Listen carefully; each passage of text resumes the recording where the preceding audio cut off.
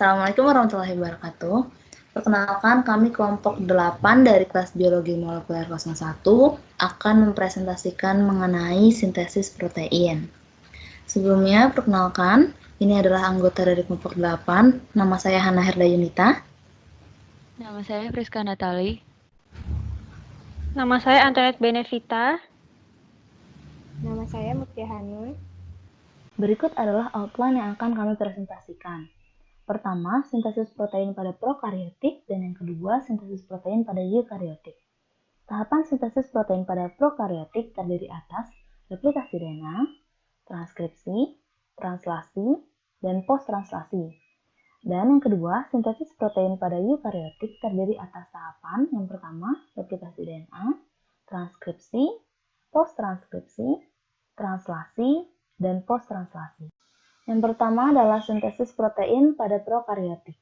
Prokariotik merupakan organisme sederhana, mempunyai kromosom tunggal dan tidak memiliki organel, tidak memiliki membran inti, dan tidak ada batas tegas antara inti sel dan sitoplasma sel. Proses transkripsi dan translasi pada prokariotik terjadi di sitoplasma karena tidak adanya membran inti. Selain itu, pada prokariotik tidak terjadi pemrosesan mRNA, yaitu tahap post-transkripsi, kecuali pada Archaebacteria, dan gen-gen bakterinya tidak mengandung intron. Sehingga, proses transkripsi dan translasi pada prokariotik dapat berlangsung secara bersamaan. Tahapan sintesis protein pada prokariotik akan dijelaskan sebagai berikut. Yang pertama adalah replikasi DNA pada prokariotik. Replikasi DNA merupakan suatu proses autokatalis di mana setidaknya satu produk dari reaksi merupakan reaktan yang digunakan pada reaksi. DNA memiliki rantai ganda, di mana rantai satunya akan melengkapi rantai yang lainnya dengan aturan tertentu, di mana timin akan berpasangan dengan adenin, sedangkan sitosin akan berpasangan dengan guanin. Berikut merupakan tahapan dari replikasi DNA pada prokariotik. Yang pertama, protein inisiator atau DNA A protein akan membuka heliks ganda DNA induk dan yang kemudian akan dilanjutkan oleh enzim helikase hingga terbentuk garpu replikasi. Pada proses ini akan membutuhkan banyak energi, di mana pembukaan rantai DNA akan memutus ikatan hidrogen antara basa nitrogen pada untayan DNA, sehingga membutuhkan banyak energi. Berikut merupakan gambar dari proses tahapan yang pertama, yaitu pembukaan DNA double helix. Nah, selanjutnya yang kedua, protein pengikat untai tunggal akan menstabilkan DNA induk yang terbuka, di mana protein pengikat akan mengikat bagian dekat garpu replikasi agar mencegah penutupan rantai DNA kembali. Selanjutnya, tahapan yang ketiga, yaitu primer, yang merupakan RNA sepanjang 5-10 nukleotida yang menyediakan ujung 3 aksen OH, bebas, dan komplemen dari rantai DNA. Akan menempel suatu nukleotida sebagai tanda awal mulainya proses replikasi DNA. Nah, sintesis primer RNA ini akan dibantu oleh RNA primase. Kemudian, proses sintesis pada arah 5 aksen menuju 3 aksen disebut sebagai leading strand, di mana sintesis ini terjadi secara kontinu dan dibantu oleh DNA polimerase.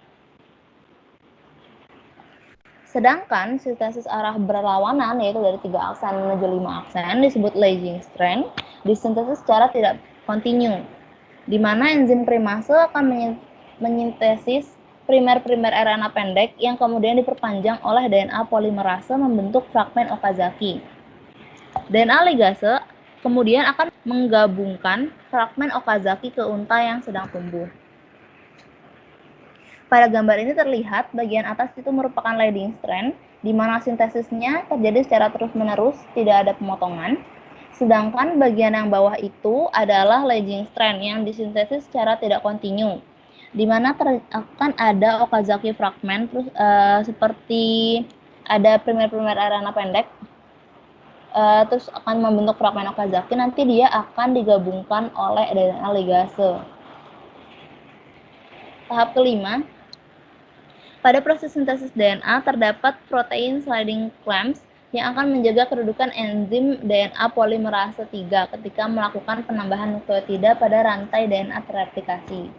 Kemudian, pada poin 6, pada saat yang sama, di antara primer RNA dan rantai DNA terreplikasi yang terbentuk terdapat celah yang disebabkan oleh enzim topoisomerase 2 atau girase, sehingga dapat mencegah pembukaan untayan DNA yang berlebihan pada garpu replikasi. Setelah seluruh DNA komplement pada leading strand dan lagging strand terbentuk, primer RNA pada lagging strand akan terlepas dari rantai RNA dengan bantuan RNase. Kemudian digantikan oleh rantai DNA yang disebabkan oleh enzim DNA polimerase 1.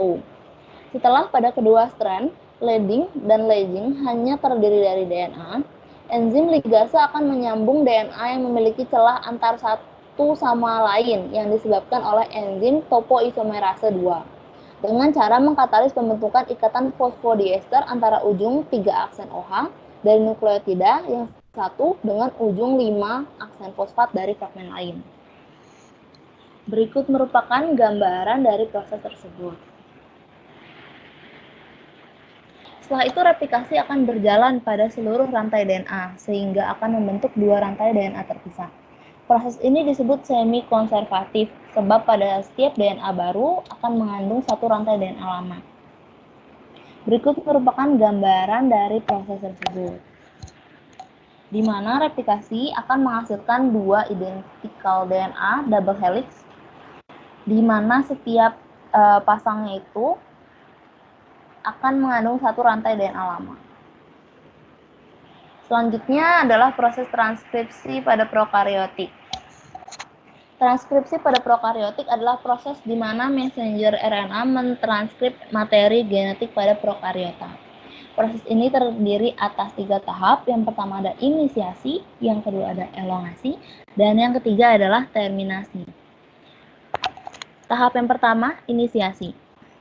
Prokariotik menggunakan enzim RNA polimerase untuk mentranskripsikan seluruh gennya. Proses inisiasi dimulai dengan pengikatan RNA polimerase ke DNA promotor, di mana promotor merupakan daerah yang akan ditempeli dan diikat oleh RNA polimerase, dan promotor ini akan menentukan waktu dari transkripsi gen, apakah setiap waktu, pada waktu tertentu, atau sedikit sekali. Selanjutnya, RNA polimerase mengikat promotor spesifik dalam DNA prokariotik dan membentuk kompleks tertutup. DNA ini kemudian dibuka dan dikenal sebagai kompleks terbuka. Kemudian, RNA polimerase akan mentranskripsi DNA dan menghasilkan transkrip yang tidak dapat meninggalkan enzim sampai prefaktor memisahkan diri dari enzim inti.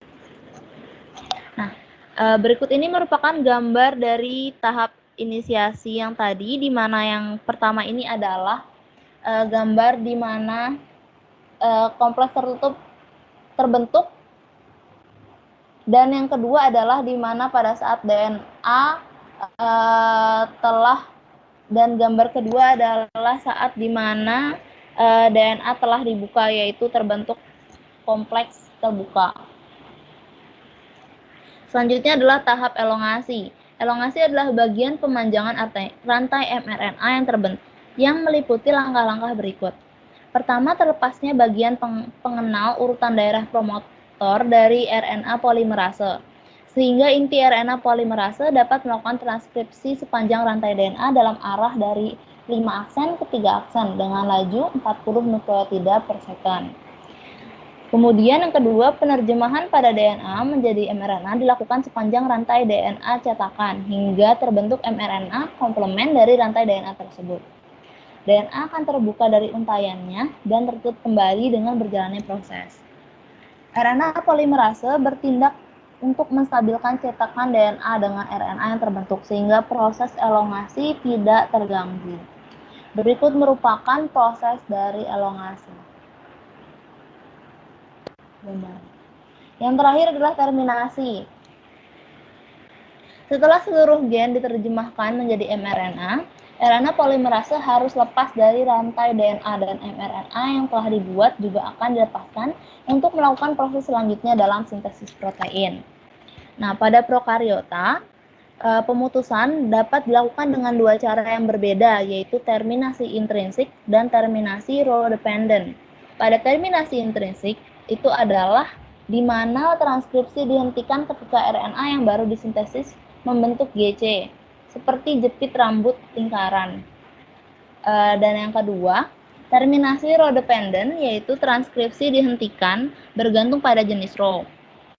Role adalah faktor protein yang berfungsi untuk mendestabilkan reaksi antara template dan kemudian mRNA melepaskan mRNA yang baru disintesis.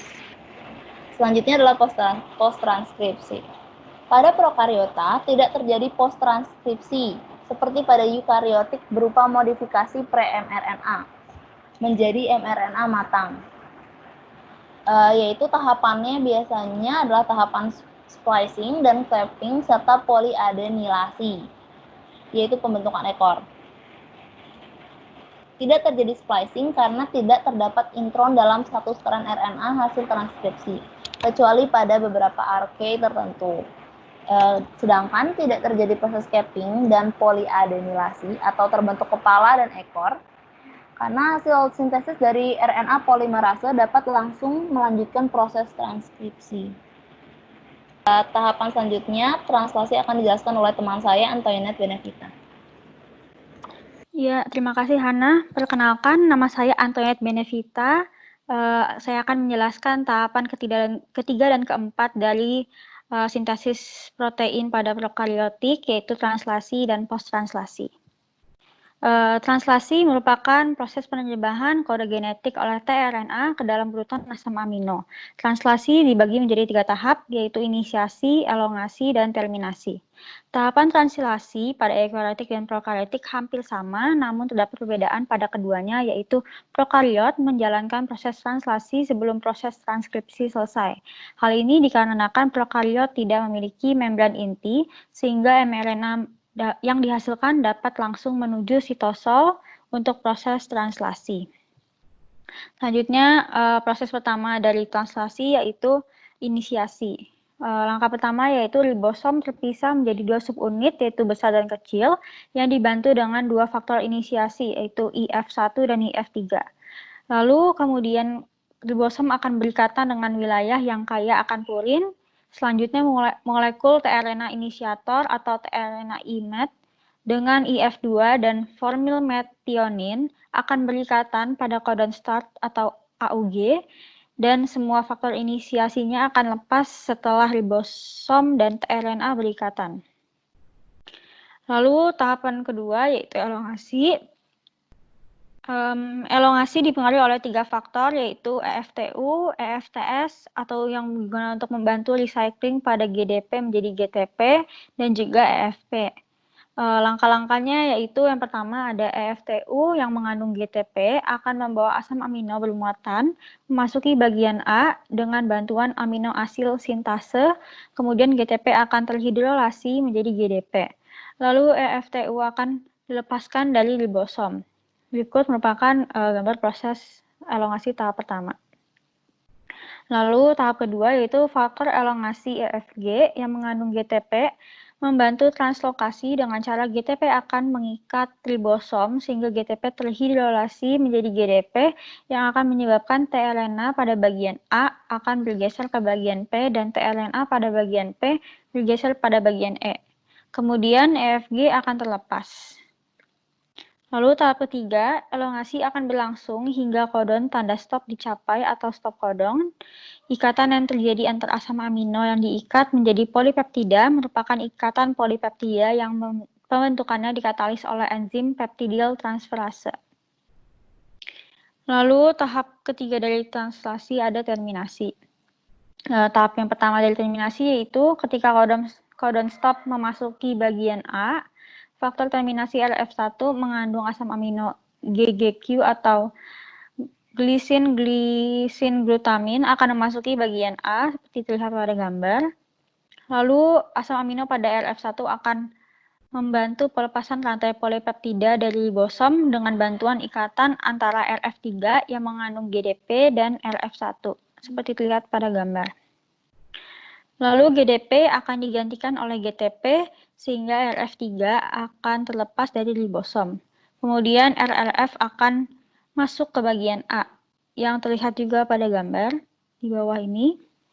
Lalu selanjutnya dengan adanya EFG atau faktor elongasi, RRF akan melepaskan 2 tRNA yang tidak bermuatan dari bagian E dan bagian P. Lalu langkah terakhir yaitu IF3 akan mengikat 30S ribosom sehingga kompleks translasi akan terpisah dan proses translasi selesai. Selanjutnya ada tahapan yaitu post translasi.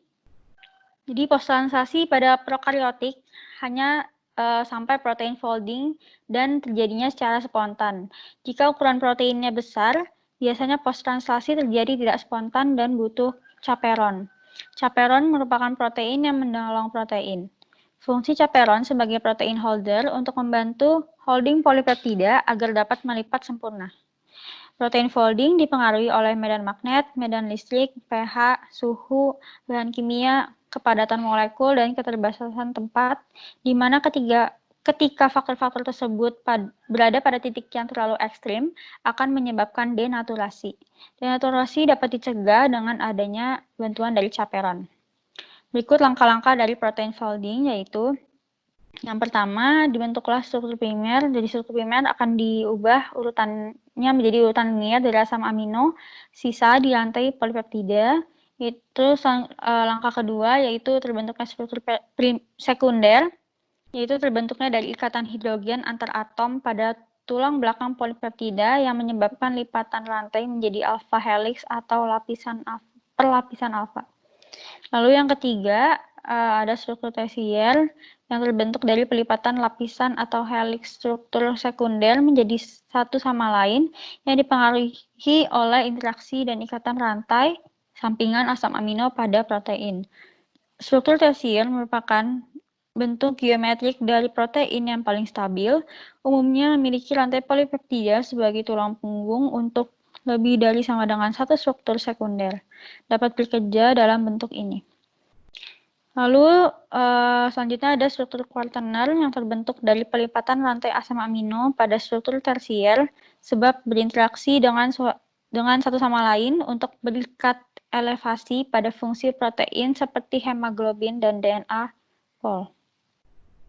Lalu ini merupakan gambar langkah-langkah protein folding dari struktur sekunder hingga struktur kuartener, di mana paling atas merupakan primary structure, dilanjutkan dengan struktur sekunder, struktur tersier, dan yang terakhir adalah gambar dari struktur kuartener.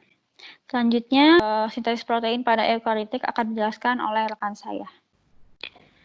Selanjutnya, mengenai replikasi DNA pada eukariotik akan dilanjutkan oleh saya, Friska Natali. Untuk inisiasinya, pada replikasi DNA pada eukariotik juga memiliki 3 langkah, yaitu langkah inisiasi, langkah elongasi, dan juga langkah terminasi. Untuk langkah inisiasinya, pertama-tama, suatu protein bernama ORC atau Origin Recognition Complex akan mengikat suatu origin pada rantai DNA. Kemudian, ORC akan mendorong pengikatan CDC6 atau Cell Division Cycle 6 dan CDT1 atau Chromatin Licensing and DNA Replication Factors 1. CDC6 akan mendorong pengikatan protein MCM atau mini chromosome maintenance yang juga disebut sebagai proses helicase loading. Proses ini dinamakan sebagai proses helicase loading oleh karena MCM ini ketika digabungkan dengan beberapa enzim lain, dia akan berfungsi seperti enzim helikase yang akan dijelaskan pada bagian selanjutnya. Kompleks yang berisi ORC, CDC6, MCM, dan CDT1 ini disebut sebagai kompleks pre-replikatif atau pre-replication complex. Seluruh proses tersebut terjadi dalam suatu fase G1 dalam siklus sel. Kemudian, setelah terbentuknya kompleks pre-replikasi ini, kemudian kejadian selanjutnya akan berlangsung di antara fase G1 dan fase S pada siklus sel, di mana CDC6 akan difosforilasi oleh CDK, yang merupakan singkatan dari Cyclin Dependent Kinase, dan MCM akan difosforilasi oleh DDK atau DBF4 Dependent Kinase. Sedangkan CDT1 akan dihambat oleh suatu protein yang bernama gemenin. Lalu, ORC juga akan mengalami fosforilasi sehingga menjadi tidak aktif. Kemudian, pada langkah selanjutnya, MCM yang terfosforilasi akan mendorong pengikatan suatu protein bernama CDC45 ke cincin MCM dengan bantuan kompleks yang bernama SLD3 dan SLD7 dan suatu protein genes. Kemudian, akan membentuk suatu kompleks CMG yang terdiri dari CDC45 MCM dan genes yang kemudian akan bergerak memutus ikatan hidrogen sepanjang DNA untuk menyediakan tempat untuk enzim lain. Kompleks ini yang merupakan gambaran dari enzim helikase pada prokaryotik. Bisa dilihat di gambar di bawah ini. Kemudian langkah selanjutnya itu merupakan langkah di mana protein-protein lain akan diikat, yang ikatannya didorong oleh protein-protein yang sudah ada sebelumnya pada ikatan DNA. Kemudian akan membentuk suatu kompleks bernama pre-initiation complex atau pre-IC. Nah, kompleks ini yang kemudian akan menjalankan suatu proses elongasi. Pada kompleks ini, ketika sudah terbentuk, kompleks ini berada pada fase S pada siklus sel, di mana pada awalnya CMG akan mendorong pengikatan MCM10 dan protein CTF4 yang kemudian akan mendorong pengikatan enzim-enzim lain seperti RPA, enzim polimerase alfa dan primase, di mana CMG akan membuka rantai DNA seperti helikase sehingga terbentuk suatu garpu replikasi seperti pada gambar. Kemudian RPA akan mencegah rantai DNA agar tidak terikat kembali menjadi suatu untayan DNA saat replikasi terjadi. Kemudian primase akan menyediakan primer pada leading dan lagging strand, dan DNA polimerase A akan menambahkan beberapa nukleotida setelah primer untuk menginisiasikan sintesis DNA. Setelah itu merupakan proses elongasi. Pada proses elongasi, setelah adanya garpu replikasi yang dibuka dan primer, lalu DNA polimerase alfa yang memberikan sedikit dorongan untuk sintesis, pada leading dan lagging strand, suatu DNA clamp bernama VCNA akan ditambahkan oleh RCF. Kemudian, DNA clamp ini tuh akan mengikat suatu polimerase yang berbeda untuk leading dan lagging strand. Pada leading strand akan diikat DNA polimerase E, sedangkan pada lagging strand akan diikat DNA polimerase delta. Yang keduanya akan melakukan sintesis, di mana pada sintesis DNA, di mana pada leading strand sintesis akan dilakukan secara kontinu, sedangkan pada lagging strand sintesis akan dilakukan secara diskontinu, sehingga membentuk suatu anakan DNA bernama Okazaki fragments. Setelah sintesis selesai, primer akan terlepas dari rantai DNA yang terbentuk dengan bantuan enzim bernama RNase H. Kemudian, tempat yang ditinggalkan oleh primer akan digantikan oleh nukleotida DNA dengan bantuan polimerase alfa. Kemudian, tahap terminasi. Pada tahap terminasi, ini merupakan tahap yang membedakan prokaryotik dan eukaryotik pada replikasi DNA. Sebab pada eukaryotik terdapat struktur spesial bernama telomer dan ada suatu sistem replikasi yang dinamakan telomerase replication. Pada setiap DNA yang terreplikasi, DNA yang DNA baru yang terbentuk akan memiliki ujung yang lebih pendek pada ujung 5 aksen dibandingkan pada ujung 3 aksen, sehingga ujung 3 aksennya akan menggantung. Nah, ujung 3 aksen yang menggantung ini akan ujung 3 aksen yang menggantung ini akibat ada pada ujung 5 aksen RNA primer yang terlepas dari rantai DNA tidak dapat digantikan oleh DNA polimerase sebab ujung primer itu tuh berada pada paling ujung, sedangkan DNA polimerase hanya dapat menambahkan nukleotida apabila masih ada rantai di belakang ujung tersebut, sehingga bagian ujung 3 aksen yang menggantung ini akan hilang. Hal itu menyebabkan informasi yang dikandung oleh DNA atau nukleotida yang dimiliki oleh DNA, apabila hal ini terjadi secara terus-menerus, akan memendek DNA-nya sehingga informasinya akan menghilang. Untuk mencegah hal-hal tersebut, pada bagian ujung kromosom linear eukariotik terdapat suatu struktur spesial yang dinamakan struktur telomer.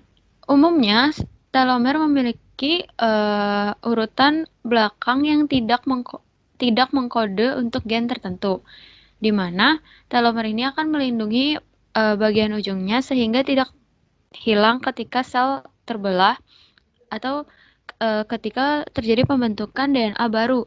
Contohnya pada manusia ada 6 pasangan basa yang memiliki urutan TTA GGG yang terulang sekitar 100 sampai 1000 kali.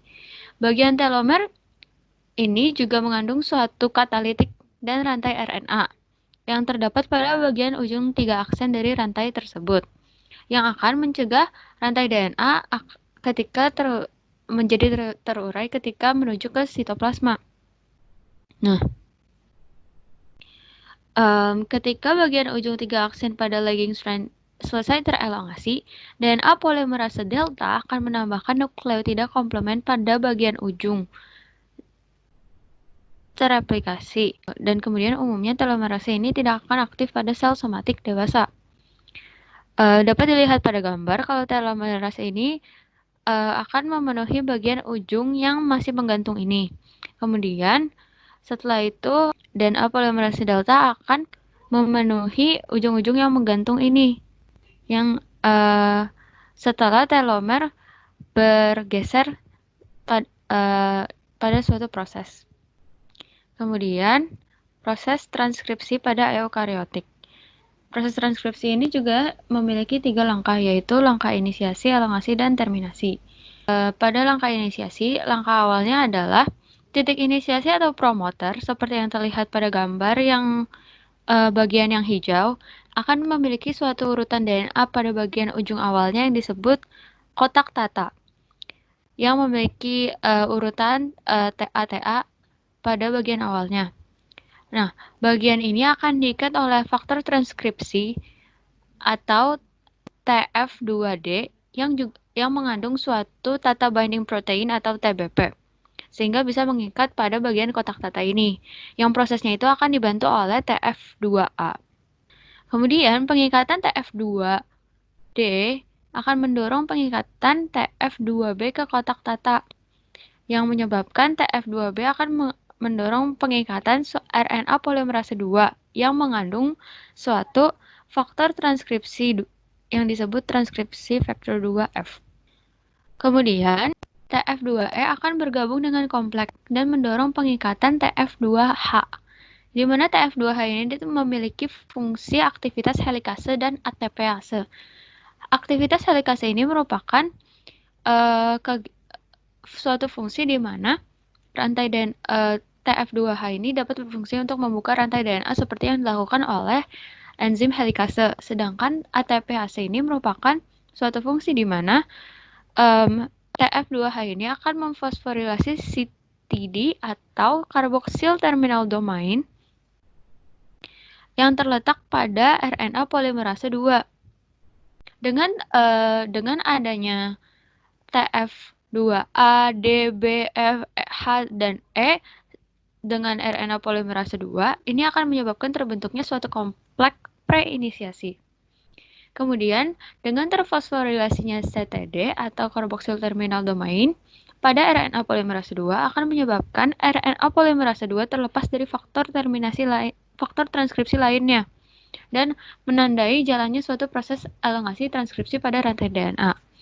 Dapat dilihat pada gambar di bawah, setelah RNA polimerase 2 memiliki dua simbol P berwarna kuning, atau dapat juga disebut itu mewakili fosfor, maka enzim-enzim lainnya seperti TF2B, F, H, dan E akan meninggalkan RNA polimerase 2 yang menyebabkan TF2A dan TF2D yang tadinya mengikat kotak tata akan tetap berada di kotak tata, sedangkan RNA polimerase 2 tetap menjalankan elongasi seperti itu.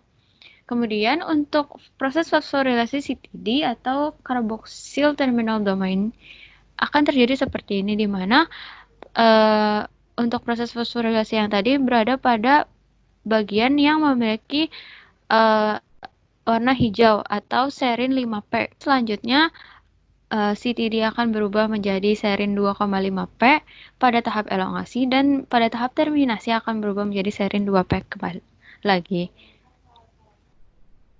Setelah itu merupakan tahap elongasi. Tahap elongasi pertama-tama diawali dengan aktivator transkripsi berupa TFEB atau Transcription Factor Elongation, yang merupakan protein kinase akan memfosforilasi serin yang tersisa pada CTD pada RNA polimerase 2 yang akan memberikan energi untuk membuka untaian DNA, sehingga proses tersebut akan mendorong terjadinya elongasi.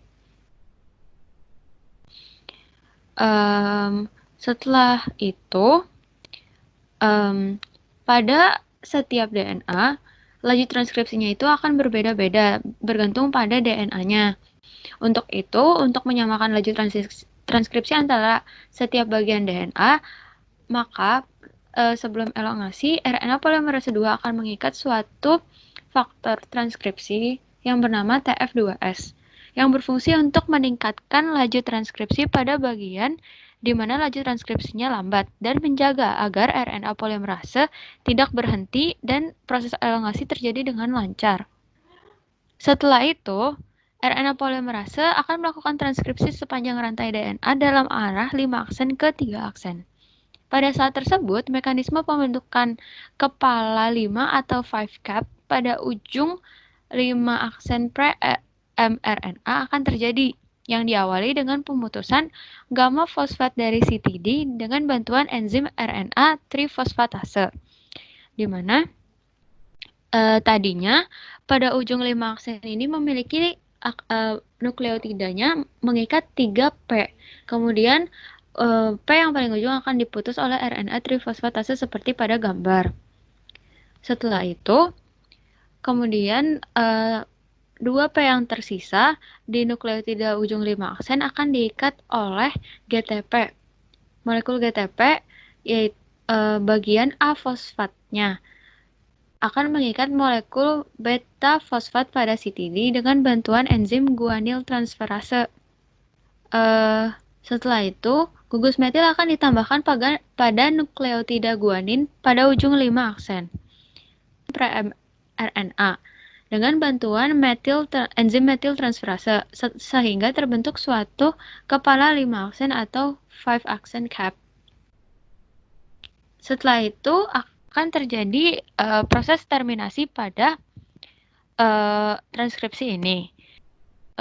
Umumnya yang digunakan untuk terminasi adalah RNA polimerase 2. Oleh karena pada eukariotik terdapat 3 macam RNA polimerase, yaitu RNA polimerase 1, 2, dan 3, di mana setiap RNA polimerasenya memiliki fungsi yang berbeda. Yang digunakan untuk terminasi proses ini adalah RNA polimerase 2 yang mentranskripsikan gen untuk RNA pembawa informasi mRNA, RNA struktural, dan regulatori RNA. Sedangkan untuk RNA polimerase 1 digunakan untuk mentranskripsikan gen pada umumnya rRNA.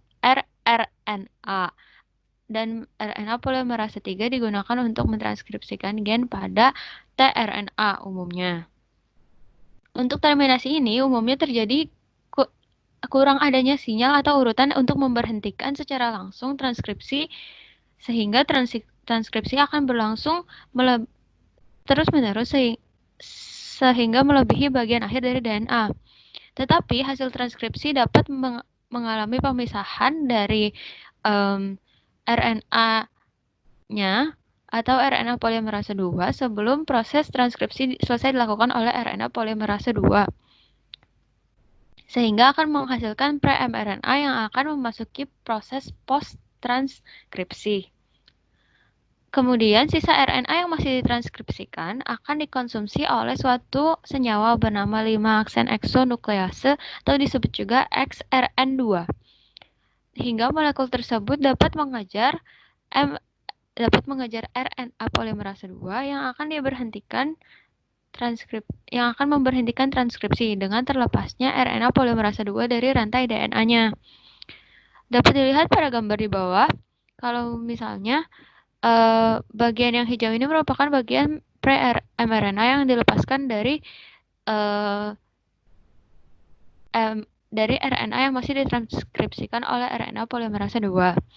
Setelah itu, XRN2 akan mengikat ujung dari RNA yang masih ditranskripsikan oleh RNA polimerase 2, kemudian akan dikonsumsi hingga RNA-nya mencapai ujung di mana berikatan dengan RNA polimerase 2. Setelah itu, RNA polimerase 2 akan terlepas dari DNA-nya.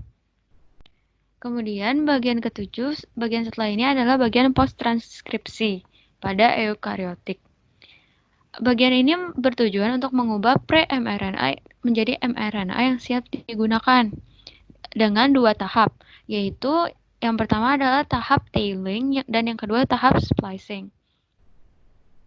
Jadi pada tailing ini, dengan adanya pre-mRNA yang sudah memiliki kepala 5 aksen, pada ujungnya akan ditambahkan suatu urutan adenin yang banyak yang disebut juga sebagai poli A.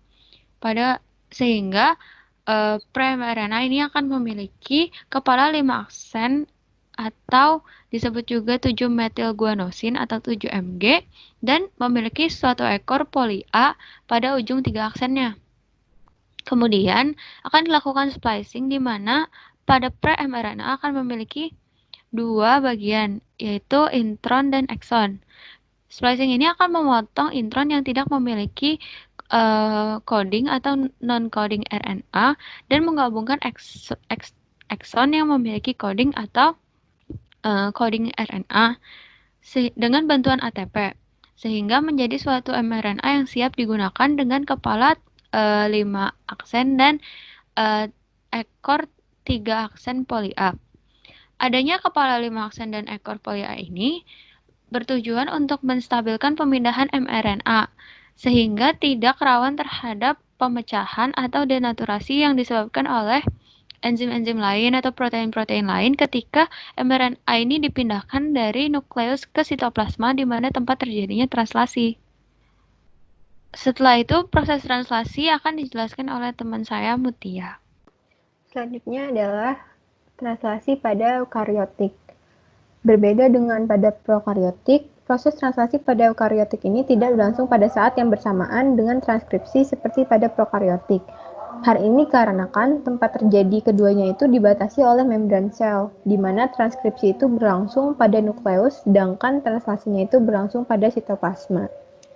Nah, tahapannya itu yang pertama adalah aktivasi asam amino, di mana pada tahapan ini bagian ribosom kecil yang terdiri dari eukaryotic initiation factors 1 dan 40S atau ribosom dan EIF3 akan mengikat di RNA inisiator yang membawa asam amino metionin EIF2 dan GTP pada bagian P, sehingga akan terbentuk preinisiasi kompleks dan mengaktifkan asam amino metionin agar siap melakukan proses translasi. Selanjutnya, tahapan kedua adalah tahapan inisiasi, di mana tahapan ini itu dimulai dari molekul tRNA inisiator yang berikatan dengan asam amino metionin GTP dan EIF2 yang berikatan dengan subunit kecil ribosom EIF1 dan EIF3. Selanjutnya, ikatan ini akan berikatan dengan ujung 5, di mana 5 prime cap atau nukleotida guanin, dan EIF4 yang kemudian akan menjadi start codon atau AUG.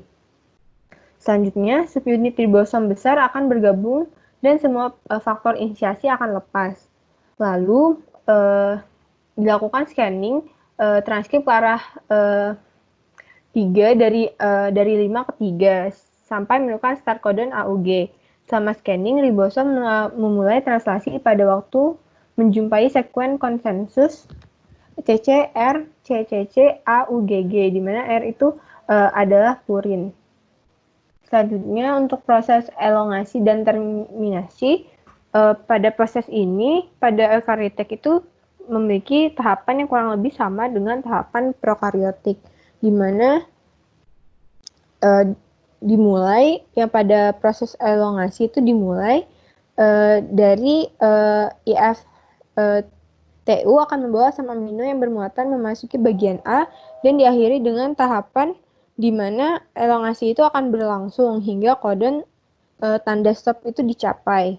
Dan pada terminasi itu akan sampai pada tahap di mana AF3 itu akan mengikat 30S ribosom, sehingga kompleks translasi itu akan terpisah dan proses translasi itu selesai. Dan ini adalah gambaran kurang lebih bagaimana translasi terjadi di eukariotik. Selanjutnya adalah post-translasi pada eukariotik. Polipeptida dari hasil translasi itu belum sepenuhnya aktif, dan untuk dapat menjadi protein aktif dalam sel, maka protein tersebut harus diproses sekurangnya misalnya 1 dari 4 tipe pemrosesan pada proses translasi. Pada proses post-translasi, 4 tipe pemrosesan post-translasi ini ada, yaitu yang pertama adalah protein folding, yang kedua ada proteolytic cleavage, yang ketiga ada chemical modification, dan yang keempat ada intense splicing. Nah, yang pertama adalah protein folding. Folding ini merupakan pelipatan dari rantai polipeptida, di mana pelipatan protein di dalam sel ini merupakan proses kompleks yang membutuhkan bantuan molekul lain dan energi. Jika proses pelipatannya benar, maka asam amino tersebut akan menjadi aktif dan sebaliknya. Seperti yang tadi disebutkan bahwa proses ini tuh membutuhkan bantuan molekul lain. Nah, molekul protein yang dapat membantu proses folding ini itu ada 2. Yang pertama adalah chaperone molekuler, di mana itu berfungsi untuk mengikat dan menstabilkan protein-protein yang belum dilipat atau unfolded protein, sehingga dia itu tidak beragregasi dengan protein lain. Yang kedua adalah chaperonin, di mana chaperonin itu membantu proses pelipatan protein dalam sel atau in vivo. Nah, ketika diperoleh kondisi yang sesuai, polipeptida itu akan segera melipat menjadi struktur tersier yang tepat, karena biasanya struktur tersier ini itu merupakan konformasi dengan energi yang paling rendah. Nah, tipe post-translasi yang kedua adalah proteolytic cleavage atau pemotongan proteolitik. Hal ini itu berfungsi untuk memindahkan potongan pendek dari daerah terminal N dan C polypeptides, menyisakan molekul tunggal dipendekkan yang terlipat dalam protein aktif, dan memotong rantai polipeptida ke dalam segmen-segmen yang sebagian atau seluruhnya itu merupakan protein aktif. Nah, pemotongan ini tuh dibantu oleh suatu enzim yang disebut proteasom. Nah, mekanismenya itu molekul ubiquitin yang menempel pada protein itu menggunakan enzim yang terdapat pada sitosol. Yang selanjutnya itu protein ubiquitin ini tuh dikenali oleh proteasom oleh si enzim tadi. Nah, komponen enzimatik pada proteasom ini akan memotong protein menjadi segmen-segmen yang nantinya akan digradasi oleh enzim-enzim di dalam sitosol. Nah, untuk post-translasi yang ketiga itu ada chemical modification atau modifikasi kimia.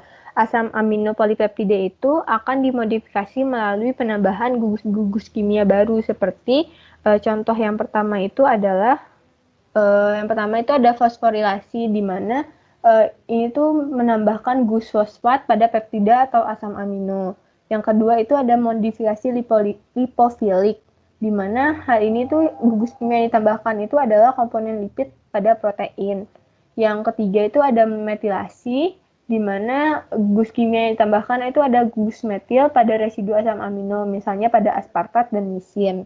Yang keempat itu ada penambahan gugus prosteotik, di mana ini tuh kan pembentukan ikatan sulfida, misalnya pada insulin. Yang terakhir adalah contohnya adalah glikolisis, di mana itu penambahan komponen gula. Ada dua tipe umum glikolisasi, di mana yang pertama adalah glikolisasi terpaut O, di mana penempelan sisi rantai gula itu lewat gugus hidroksil suatu serin atau asam amino threonin. Sedangkan glikolisasi terpaut N itu melibatkan penempelan melalui amino pada sisi rantai aspargin. Nah, yang terakhir adalah intense splicing, di mana intense splicing ini ada pembuangan intain. Intain itu adalah urutan penyela pada beberapa protein, seperti mirip intron pada mRNA. Intain ini harus dibuang dan disambung. Harus dibuang atau di splicing, kemudian disambung menjadi protein aktif. Intense splicing ini adalah reaksi intramolekuler dari suatu protein, di mana segmen internal dari protein atau intain ini dihilangkan dari suatu rantai polipeptida dengan ligasi eksternal protein C-terminal dan N-terminal atau disebut dengan extend. Bagian perpotongan dari intense splicing biasanya berada pada daerah cysteine atau serin, di mana merupakan asam amino yang mengandung sisi nukleofilik. Reaksi intense splicing ini tidak membutuhkan kofaktor atau sumber energi. Ada 4 tipe intense splicing. Yang pertama adalah maxi intense splicing, di mana memiliki bagian splicing di terminal N dan C yang mengandung endonuklease domain. Yang kedua adalah mini intense splicing, sama seperti maxi intense splicing, yaitu memiliki bagian splicing di terminal N dan C, namun si mini intense splicing ini tidak memiliki endonuklease domain. Yang ketiga adalah trans-splicing intain, di mana yang intain ini terpisah dan terbagi dalam N-termini dan C-termini. Yang terakhir adalah alanine intense splicing, di mana pada tipe intense splicing itu memiliki splicing junction pada bagian alanin, bukan pada cysteine atau serin. Nah, sekian dari presentasi kami, dan berikut adalah referensi yang kelompok kami gunakan. Terima kasih sudah mendengarkan atau menyaksikan presentasi dari kelompok kami. Mohon maaf apabila ada kesalahan. Sekian dari kelompok kami, terima kasih.